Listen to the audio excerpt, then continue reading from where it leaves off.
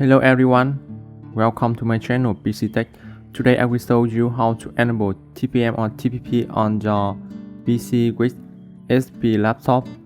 If you want to upgrade or install Windows 11, you have to do it.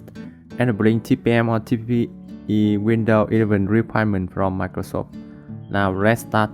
This is Windows 10. First you go to search and type PCTech. This app to help check your PC meets the system requirement. This app will help to check your PC meets the Windows 11 system requirement or not. In here, you check now and see all results. As you can see, my computer meets almost requirement from Microsoft to install in Windows 11. Now I just need to enable TPM to complete. If it's the yellow color, it means you can enable TPM on your computer. If it is red, it means you cannot enable. Your computer don't have a TPM. This is instruction enable TPM-TPP secure boot on HP laptop. First is enabling TPM or TPP. Step 1. You turn on laptop or restart. When laptop starts, press ASC button continuously to go BIOS interface. Step 2. In Start menu, press F10 to go BIOS interface.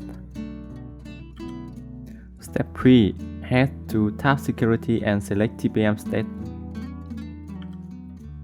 Step 4. Use arrow key, move selection and change status to enable. Step 5. Press F10 to save and access. Okay, now we guide for turn on secure boot. Step 1. You turn on laptop or restart. When laptop starts, press ASC button continuously to go BIOS interface. Step 2. In Startup menu, press F10 to go BIOS. Step 3. Hit to System Configuration and select Boot options and press Enter. Step 4. Move to Secure Boot and press Enter. Step 5. After select Enable, press F10 to save and access.